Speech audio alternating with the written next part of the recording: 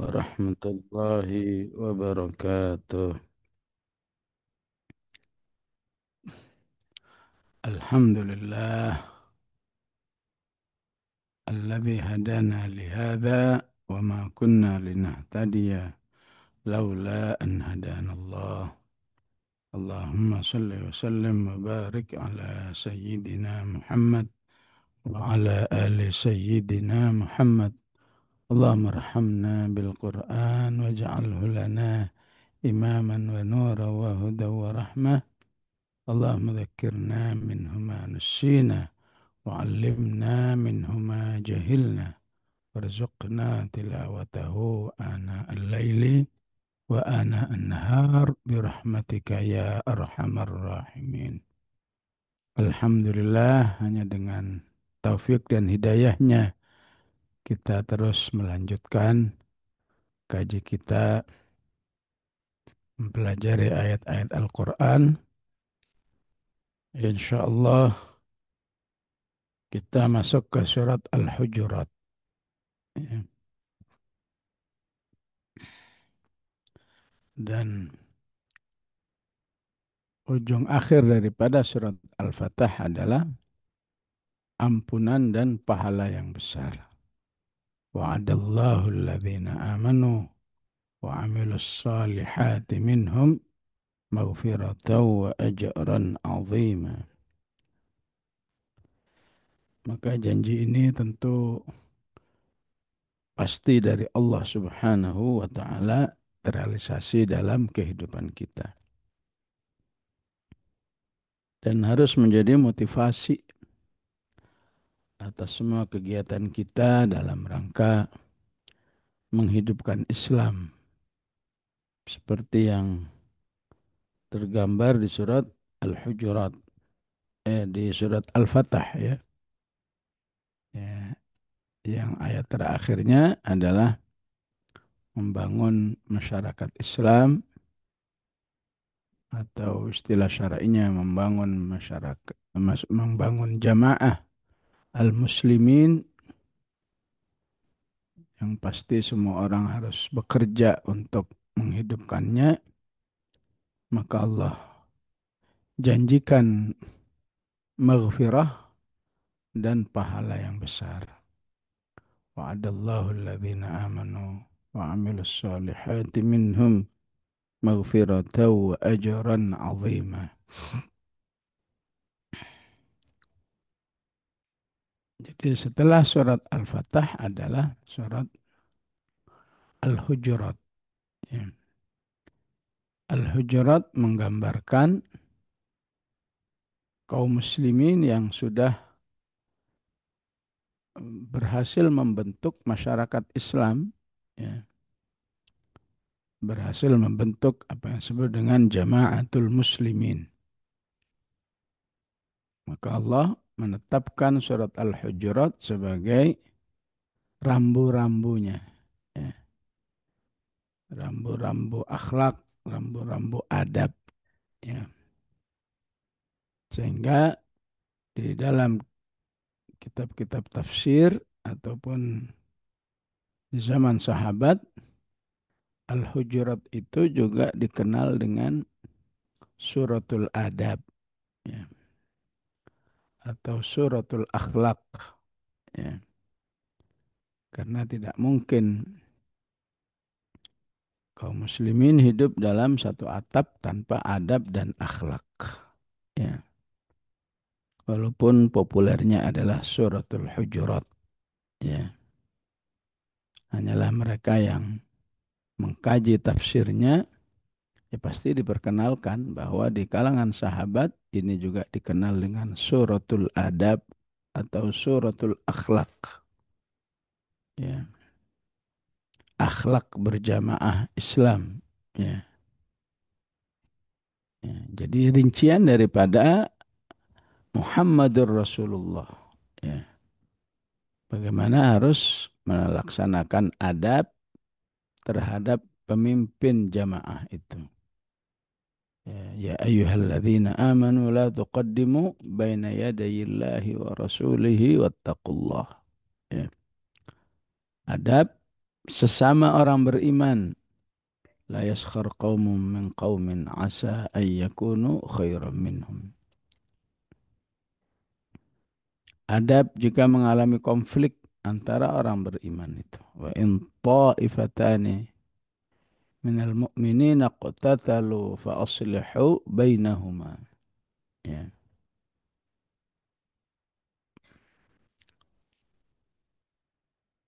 Adab tentang mentalitas. Ya. Yang Allah katakan, inna akramakum indallahi atqakum. Ya. Sementara dalam masyarakat yang tidak melaksanakan nilai-nilai Islam, akramakum itu ya bisa jadi agnakum yang paling kaya, ya, yang, yang paling punya jabatan. Ya. Sementara dalam masyarakat Islam, inna akramakum indallahi atqakum. Ya. Kemudian masyarakat Islam harus punya fikratul jihad di jalan Allah Subhanahu wa taala. Ya. Jadi dalam masyarakat Islam semua penduduk adalah mujahid di jalan Allah. Ya. Apalagi pasukannya. Ya. Pasukannya diistilahkan murtazak. Ya. Digaji oleh negara. Namun tetap dengan semangat jihad di jalan Allah Subhanahu wa taala. Ya. Di zaman pemerintahan Islam, di zaman Abbasiyah ketika negara mengalami kesulitan untuk menggaji tentaranya, maka tentara yang punya mental jihad itu mengatakan, kami nggak usah digaji. Kami siap untuk berjuang di jalan Allah tanpa gaji. Ya. Nah, ini tidak terlepas dari fikrah innamal mu'minuna alladzina amanu billahi wa rasulih thumma lam yartabu wa jahadu bi amwalihim wa anfusihim fi sabilillah ulaika humus sadiqun. Ya. Itulah adab-adab yang ada. Ya. Diapit oleh Al-Fatah setelahnya adalah Qaf. Ya. Jadi Qaf hubungannya dengan surat Al-Hujurat dia maintenance-nya. Ya. Ya. Untuk melaksanakan semua akhlak yang ada harus di maintenance dengan keimanan dengan hari akhirat. Ya. Ingat mati wajaat sakratul mauti bil haqqi dzalika ma kunta minhu tahid. Ingat hari kiamat unfikha fis suri. Ya. Dzalika yaumul wa'id. Ingat suasana di mahsyar. Wajaat kullu nafsin ma'aha sa'iqu wa syahid. Ya. Maka semuanya ini ayat-ayat yang menjaga keistiqomahan orang-orang beriman. Ya. Puncaknya adalah untuk menjaganya harus dengan Al-Quran. Sehingga akhir surat Qaf adalah fadzakir bil Quran. Ingatlah manusia, ingatkan manusia itu dengan Al-Quran. Ya. May yakhafu wa'id bagi orang-orang beriman yang takut kepada ancaman Allah Subhanahu wa taala. Ya. Ya begitulah ya memahami global surat dan korelasinya dengan sebelum dan sesudahnya. Karena sesudah dan sebelum setiap surat itu pasti memiliki korelasi yang kuat, artinya menjadi penyempurna pemahaman dari setiap surat itu sendiri. Disitulah orang beriman secara adabut tilawah ya, ya, dianjurkan ya untuk membaca Al-Quran itu secara urut. Ya bil khusus bagi para imam ya. Karena urut itu tujuannya adalah untuk memberi gambaran makna surat secara utuh. Ya. Kemudian namanya adalah Al-Hujurat. Ya. Al-Hujurat dari kata hujrah, artinya kamar. Ya. Apa hubungannya kamar dengan kok kamar jadi nama surat? Ya. Maka ini maksud kamar di sini adalah rumah Rasulullah Sallallahu Alaihi Wasallam. Ya. Bahwa rumah Rasulullah itu ya hanya sebuah kamar. Ya. Jadi kayak apa ini? Kayak rumah petakan ya, bahkan lebih lebih lebih kecil dari rumah petakan. Ya.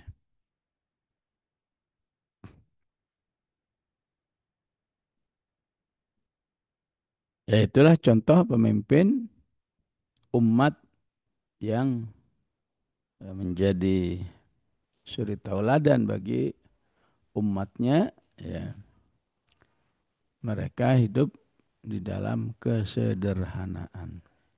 Ya. Ya. Terus bagaimana kedudukan syar'inya? Ya. Ya. Ya tentu sekelas Rasulullah itu eh, rumahnya ibarat kamar, ya itu karena pilihannya. Ya. Ya. Berarti Rasulullah bisa punya rumah yang mewah, yang luas, ya. Ya. Bahkan di hadis yang lain Rasulullah Shallallahu Alaihi Wasallam merestui ya, ya min alamatis sa'adah kata Rasulullah ya, bukti bahwa orang itu mendapat nikmat, mendapat kebahagiaan dari Allah Subhanahu wa taala ya, terlihat dalam tiga hal ya. Pasangan yang soleh ya, pasangan yang satu dengan yang lain tidak saling menyakiti ya. Ya, bil khusus suami kepada istrinya. Ya. Yang kedua adalah baitun wasi', rumah yang luas. Ya. Rasulullah kok rumahnya kecil banget? Ya memang Rasulullah milihnya seperti itu. Ya. Jangankan rumah luas ya. Ya. Gunung pun ditawarkan oleh Allah. Mau nggak saya kasih emas sebesar gunung, tapi nggak diterima. Ya. Dan yang ketiga adalah ya, kendaraan ya. Kendaraan yang baik ya, kendaraan yang berfungsi dengan baik ya. Bil khusus Nabi Sulaiman ya baik dan mewah ya. Jadi aslinya nggak apa-apa orang beriman mau memilih atau apa, apakah ditakdirkan sebagai orang yang kaya atau ditakdirkan sebagai orang yang sederhana ya. Karena ditakdirkan malah menjadi orang kaya, maka dia harus menjadi ghaniyun syakir ya. Kaya yang banyak bersyukur, kaya yang membuat semakin bersemangat amal solehnya, bukan kaya namun malah jadi tambah malas beramal soleh. Ini kekayaan yang membahayakan ya. Ya, kalaupun sederhana dia berkesempatan menjadi fakirun sabir ya. Ya, orang fakir yang sabar.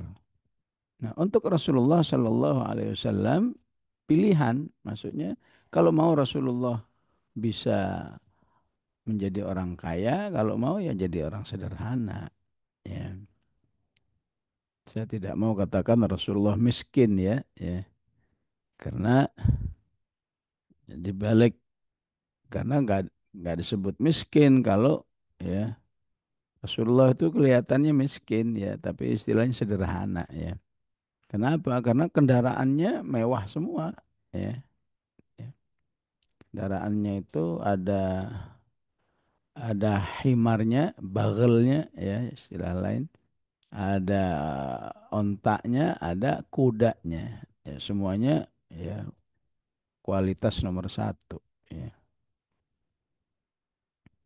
Begitu juga infaknya tiap hari. Ya, yang makanya disebut miskin sebenarnya orang sederhana gitu aja. Ya. Dan Rasulullah punya peluang kalau mau jadi kaya. Nah, nah, hal ini bisa menjadi ibrah, ya. Ibrah. Sementara kita sebagai umatnya kan nggak bisa milih begitu, ya. Ya kalau milih tentu semua milihnya yang kaya aja deh, ya. Ya, umatnya hanya bisa berusaha. Ya, semuanya berusaha untuk kaya, ya. Ya, tinggal apakah nanti Allah takdirkan memiliki harta yang melimpah, apakah Allah takdirkan ya punya harta yang pas-pasan. Ya. Ya, dulu kita pelajari ini ya di surat An-Najm ya. Wa annahu huwa aghna wa aqna. Ya. Ya, bagi manusia biasa Allah lah yang membuat hartanya melimpah atau hartanya secukupnya. Ya. Aqna ya. Enggak kaya sih tapi rumah sudah punya, kendaraan sudah ada ya. Ya, untuk makan cukup ya itu namanya akna ya. Tapi aghna eh, lebih banyak saldonya sama kebutuhannya ya. Aghna ya istilah surat al apa itu? Surat Al-Baqarah ya. Wa yas'alunaka madza yunfiqun qulil afwa. Al-afwa adalah saldo dari kebutuhan ya. Ya, sebulan kebutuhannya berapa kira-kira? Ya, sebutlah 10 juta ya. Ya, atau lebih misalnya ya, tapi saldonya miliaran misalnya ya. Saldonya 1 M misalnya atau setengah M ya. Berarti dia masuk kategori aghna. Saldonya itu diistilahkan dalam Al-Qur'an al-afwa ya. Siapa yang dalam kondisi punya al-afwa maka dia harus ditekankan lagi infaknya ya, menjadi orang yang atau istilah surat surat Al-A'raf hatta afau ya. Thumma baddalna makana sayyi'atil hasanata hatta afau ya. Jadi nggak bisa milih kalau sudah takdirnya sederhana jadilah fakirun sobir ya. Jadi nggak apa-apa ya. Eh, jangan sampai hidup di masyarakat yang kalau fakir jadi terhina apa jadi ya tidak ditokohkan dan seterusnya ya. Walaupun ditakdirkan melimpah hartanya jadilah ghaniyun syakir ya. Nah, itulah pemahaman dari nama surat kaitannya dengan kehidupan manusia sehari-hari ya. Maka tidak harus pemimpin itu ya, harus kelihatan melimpah ya. Bisa jadi dengan kesederhanaannya akan menjadi pemimpin yang betul-betul ya aman dari fitnah dunia ya. Eh, Khalifatul Muslimin atau Amirul Mukminin yang memimpin Biladus Sindi ya. Biladus Sindi itu maksudnya ya kumpulan dulu itu satu nama itu ada India, Pakistan, Bangladesh, Bangladesh, terus ya yang sejenisnya itu dulu namanya Biladus Sind ya. jadi satu negara. Ya. Ya. Nah itu dulu pemimpinnya sampai nggak mau menerima gaji dari negara. Ya. Begitu ingin fokusnya melayani umat. Ya. Ya. Nah, itulah salah satu nilai-nilai eh, amanah kesederhanaan bagi pemimpin-pemimpin Islam. Begitu juga Umar bin Abdul Aziz, ya, khalifah dari Bani Umayyah, ya, setelah memimpin, ya, kemudian menjadi orang sederhana, ya, ya, ketika jadi khalifah, ya. Padahal dulu ketika jadi orang biasa atau ketika masih jadi wali kota, ya, menjadi orang yang ghaniyun syakir. Ya, tapi setelah jadi khalifah malah, ya, menjadi orang yang sangat sederhana agar terjaga dirinya dari fitnatud dunia. Ya.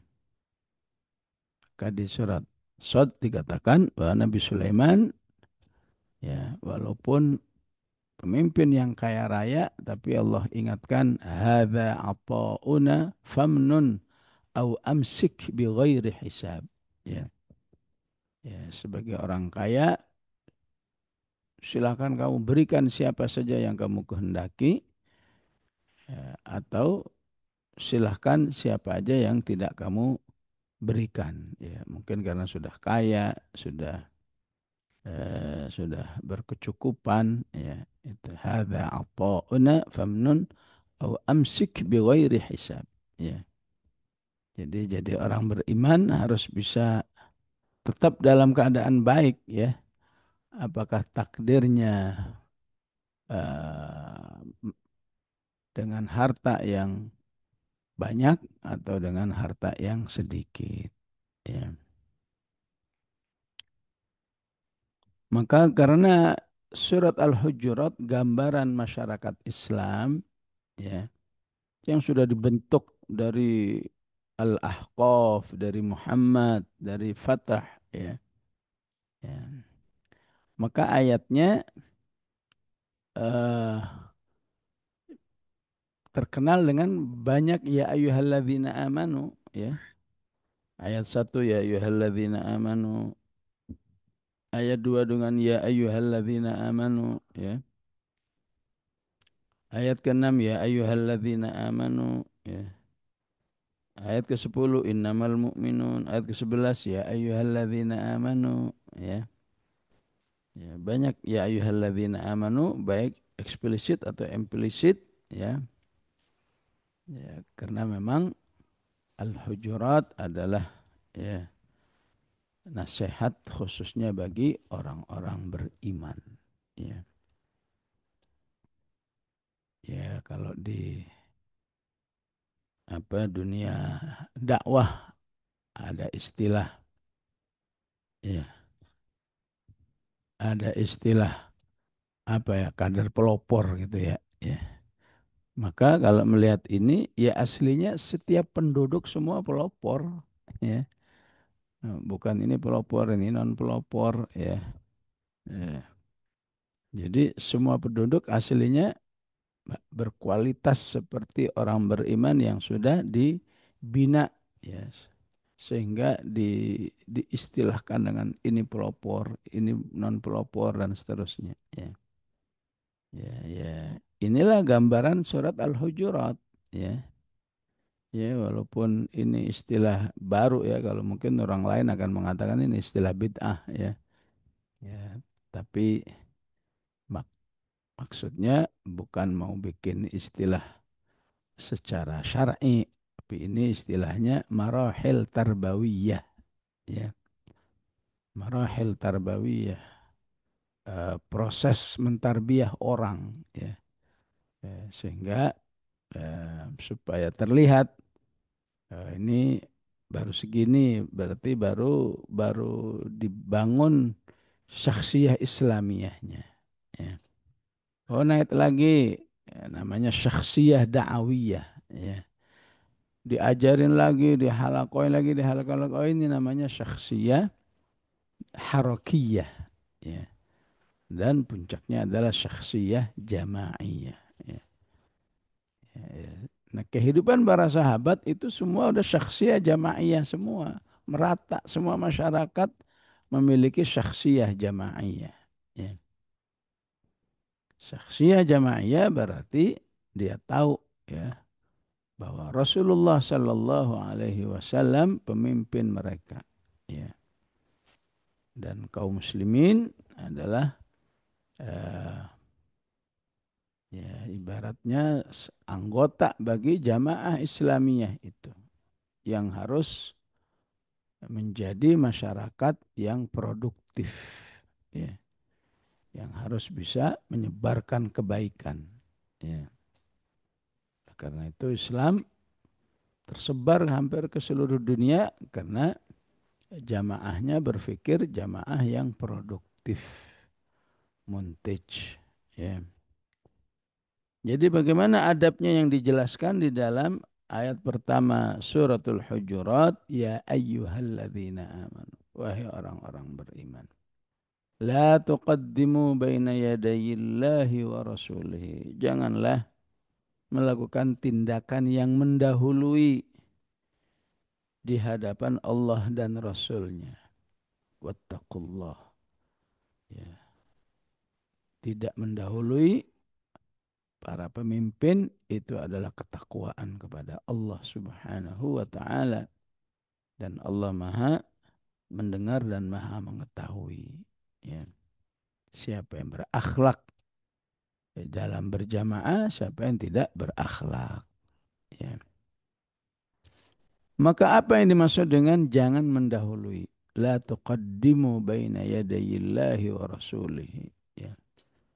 Ya, para ulama menjelaskan ya apa aja, ya apa aja yang eh, harus komitmen dengan keputusan pemimpin, ya maka kaum muslimin tidak boleh lagi ya melakukan tindakan main duluan gitu ya. Ya.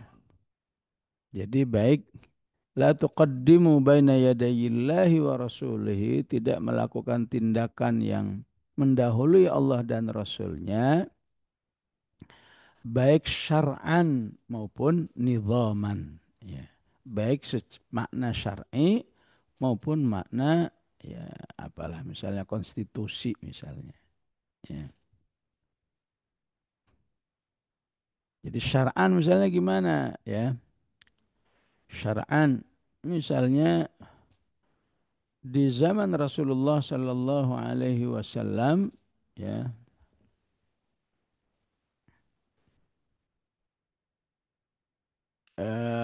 ada keputusan, ini bisa walaupun ini bisa syar'an nidhaman ini ya, ada keputusan terhadap para sahabat yang sengaja nggak ikut perang Uhud, ya, maka orang tersebut harus dibaikot, ya, dan itu menimpa 3 orang, ya, yang terkenal dengan nama Ka'ab bin Malik, ya,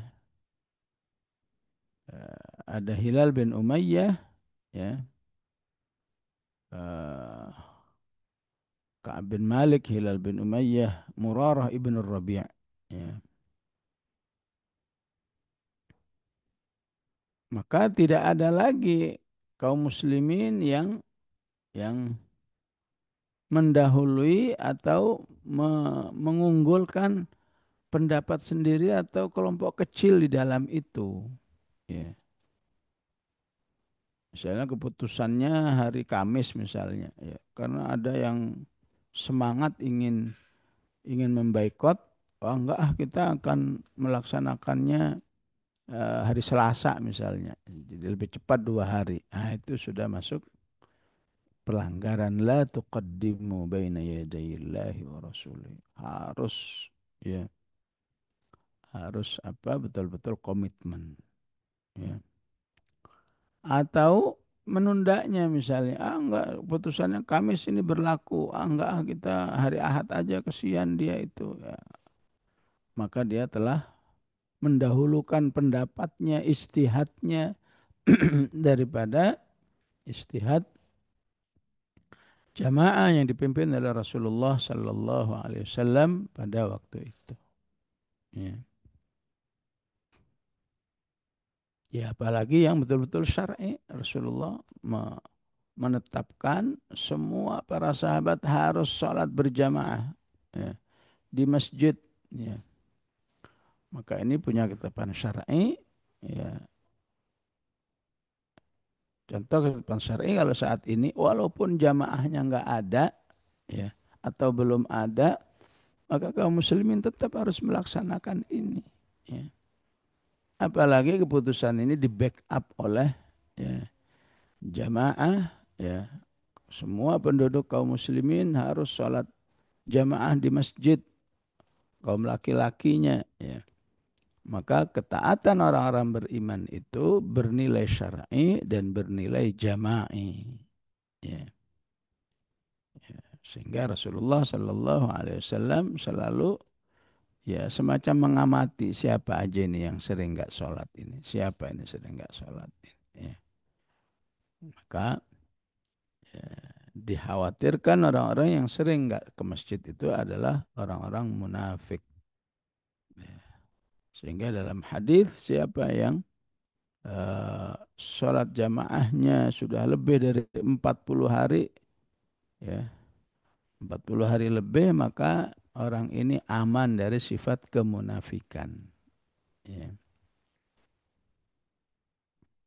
Ya, walaupun hadis ini kemudian agak dipersempit oleh umat, ya.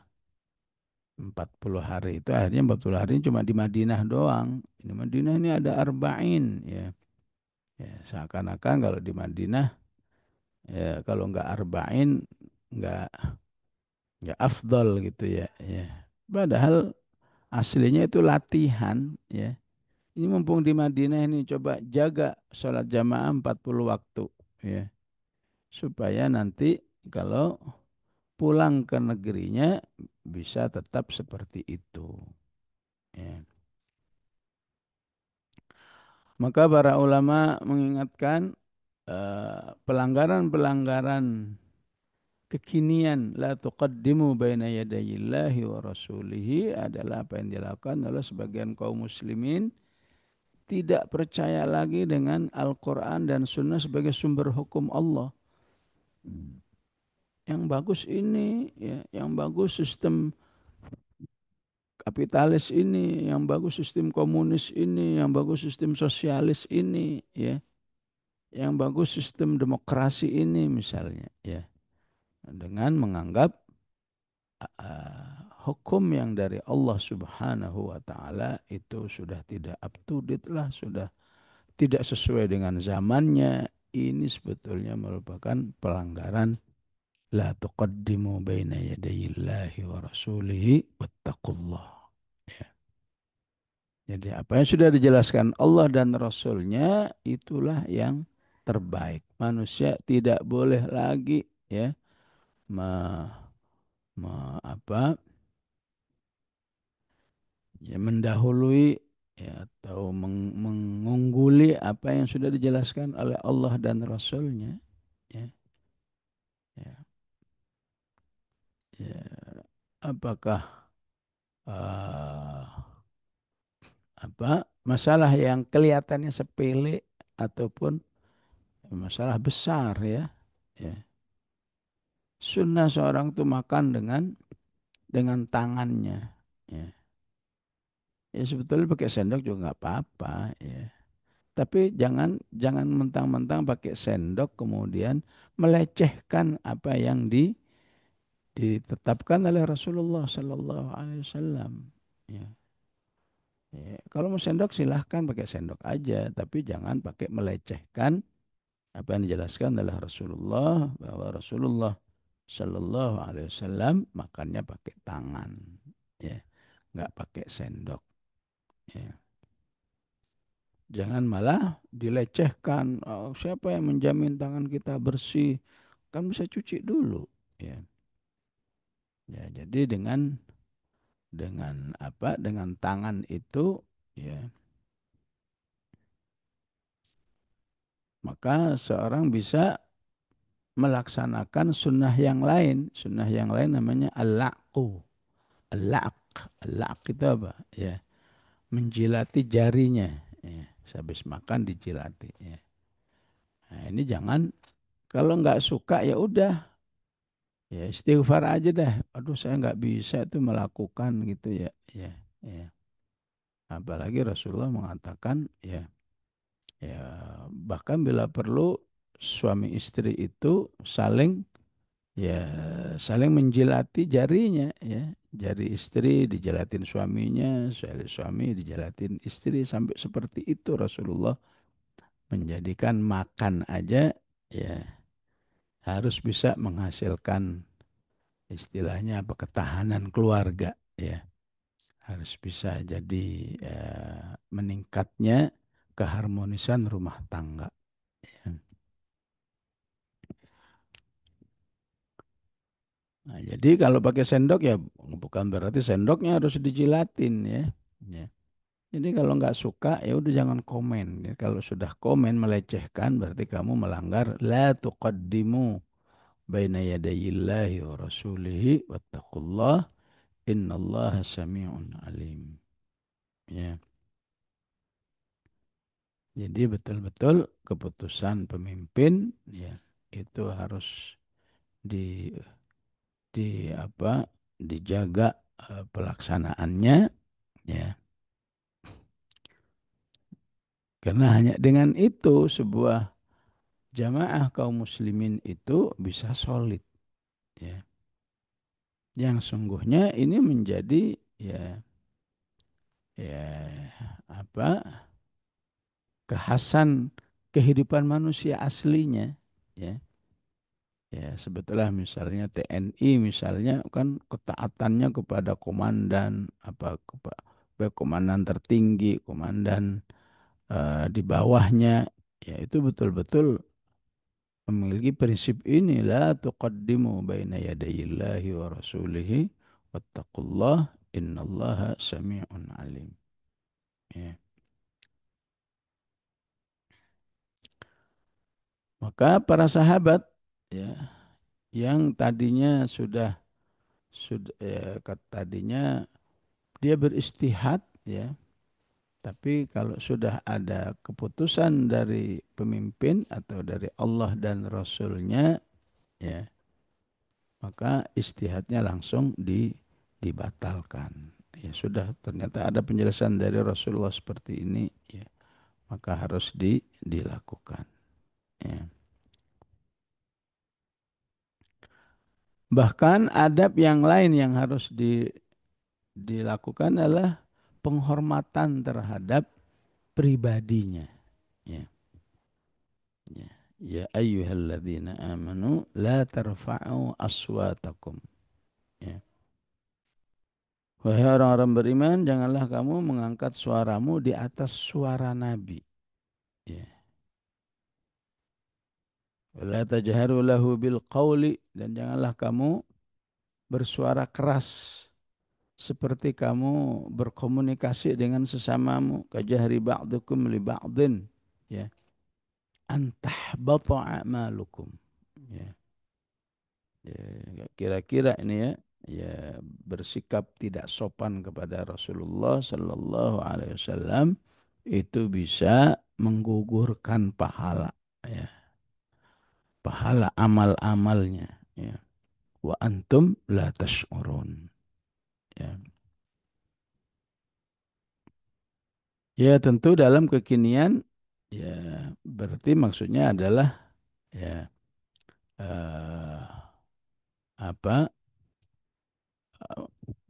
bermuamalah secara wajar ya, ya secara wajar tidak tidak ada sikap-sikap yang sifatnya melecehkan.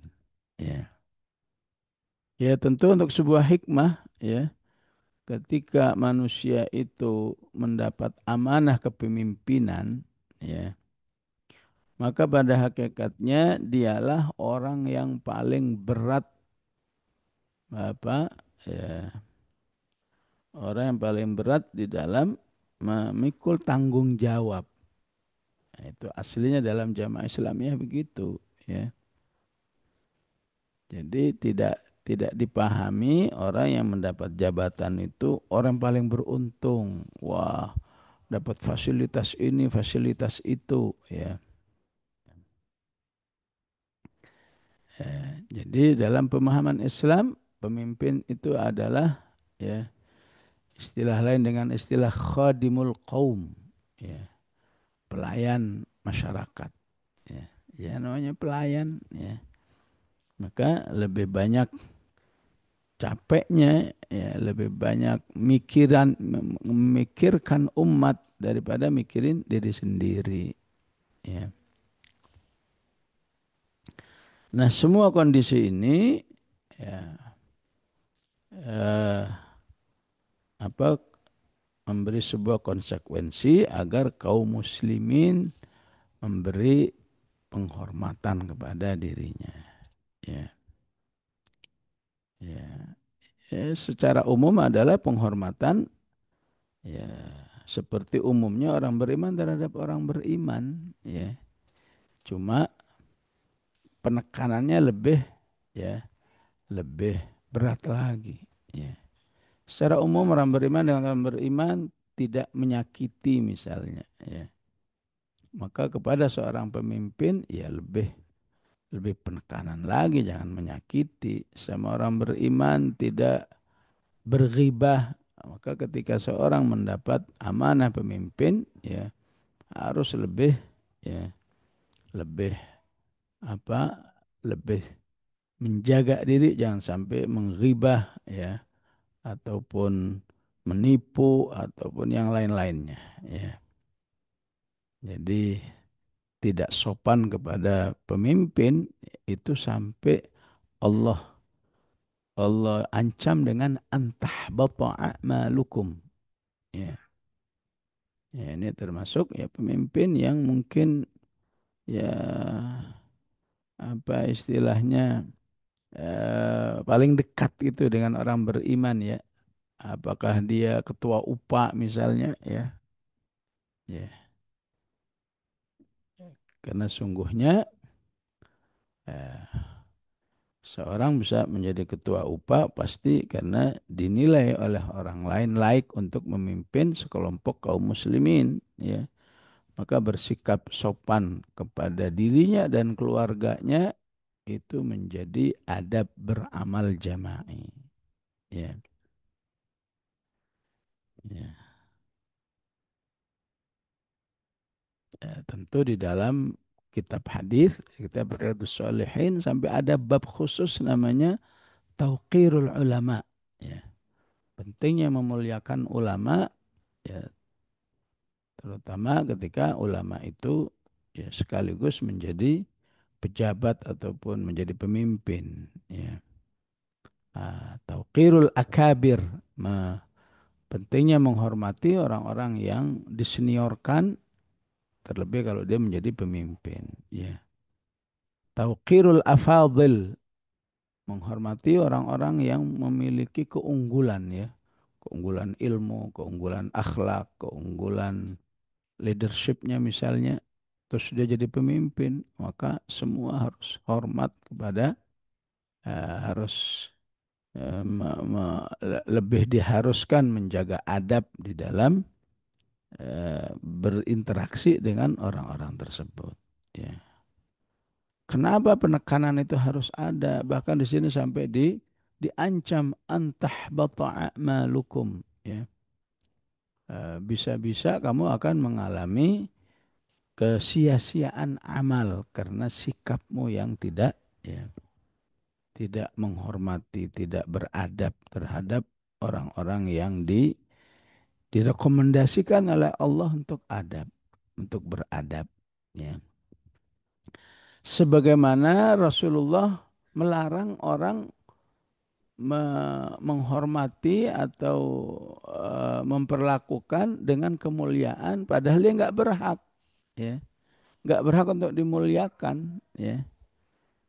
Apa misalnya ahlul maksiat, ya, atau orang-orang yang jahat terhadap Islam kaum muslimin, ya. Orang-orang yang, munafik misalnya, ya. Ya, ya. Misalnya terlihat dalam keantiannya terhadap hukum Allah padahal dia orang beriman ya. Begitu ngototnya nggak ada tuh dalam Al-Quran ayat-ayat tentang mengatur negara misalnya. Orang seperti itu nggak berhak dihormati. Sebaliknya orang beriman yang memang punya nilai-nilai untuk dihormati, harus kamu hormati. Kalau enggak kamu bisa antah a'malukum. Ya, ya. Sampai ancamannya bisa membuat amalmu sia-sia. Kenapa? Karena sikap tidak menghormati itu, ya, akan sangat merugikan manusia itu sendiri. Ya, ya. Tidak menghormati seorang ulama misalnya. Ya. Apa ruginya? Ya, ya ruginya orang beriman itu jadi tidak berminat mengambil ilmunya. Ya, ya. Ya, karena menurut dia ini orang biasa, ini orang ya apalagi dianggap hina gitu. Ya, ya udah nggak tertarik untuk mengambil ilmunya. Ya. Tapi ketika perasaan hormat itu ada, perasaan eh, tawadhu itu ada, maka seorang akan selalu siap menerima ilmu apa ini yang mau disampaikan oleh apakah seorang alim, seorang pemimpin, seorang tokoh dan seterusnya. Ya, inilah esensi daripada la tarfa'u aswatakum. Ya. Waktu itu kasus-kasusnya adalah ya manggil Rasulullah udah kayak manggil temennya aja Muhammad, Muhammad gitu ya. Ya, ya. Nah, ini teriak-teriaknya sudah nggak bagus. Ya. Manggilnya juga udah kayak temennya, maka di akhir An-Nur diingatkan, la taj'alu du'a ar-rasuli bainakum ka du'a ba'dikum ba'dha. Janganlah memanggil Rasul seperti memanggil manusia biasa. Ya. Jadi mereka yang tidak menghormati Rasulullah, ya, sampai saat ini otomatis tidak menghormati sabda-sabdanya, nasihat-nasihatnya. Ya. Nggak ada penghormatan Rasulullah. Walaupun dijelasin ini kalau kamu salat 2 rakaat sebelum subuh itu khairun minad dunya wa ma fiha. Nggak tertarik ya. Yang tertarik itu karena dia ada penghormatan. Ini siapa yang menjelaskan ini? Rasulullah. Ya. Sahih nggak hadisnya? Sahih. Ah, kelas. Ya. Sahih nggak hadis apa hadisnya enggak dhaif, hatta dhaif diambil sebagai ibrahnya. Ya. Apa misalnya dhaif? Ya. Misalnya membaca Ya Rabbi lakal hamdu kama yanbaghi li jalali wajhika wa azimi sultanik. Hadisnya dhaif. Ya. Tapi kan maknanya luar biasa ini. Ya, ya udahlah. Ya, ya, tetap dipakai. Ya. Kenapa? Karena ya bagaimanapun ya kata dhaif itu bukan berarti otomatis itu bukan ucapan Rasulullah. Ya. Dia ucapan, cuma riwayatnya aja yang dhaif. Ya. Ya, karena dhaif maka memang tidak bisa menjadi sebuah syariat ya. Kalau itu hukum, tapi ini kan bukan hukum, cuma zikir ya. Ya. Kalau hukum ini haram, ini halal dan seterusnya, ya baru harus wajib sahih. Tapi untuk sebuah nilai, sebuah amal, maka dhaif pun tetap dipakai oleh orang-orang beriman. Ya. Maka dalam tafsir ya eh, dikecualikan tidak lagi menjadi pelanggaran ketika orang beriman itu atau seorang sahabi itu memang karakter suaranya keras. Ya, ada sahabi namanya Qais bin Syammas, memang suaranya keras. Ya, pelannya dia itu udah keras. Ya, maka orang seperti ini tidak lagi mendapat ya atau mendapat ancaman seperti ini. Ya, sehingga diistilahkan dengan jahurus saut, sahabi yang suaranya keras. Ya, ya, maka Rasulullah mengatakan, enggak, kamu tidak termasuk orang yang antah amalukum. Ya, Ya, karena suaranya memang aslinya keras, maka Rasulullah menjadikannya sebagai orator. Ya, ya kalau perlu ceramah-ceramah di hadapan umat yang sangat banyak, ya, ya nggak pakai pengeras suara juga nyampe suaranya. Ya. Begitulah jamaah rahimakumullah kaji kita, ya, pembukaan dari surat atau sudah masuk kedua ayat dari surat Al-Hujurat. Wallahu a'lam wa sallallahu ala sayyidina Muhammad wa ala alihi wa sahbihi wa sallam. Walhamdulillahi rabbil alamin.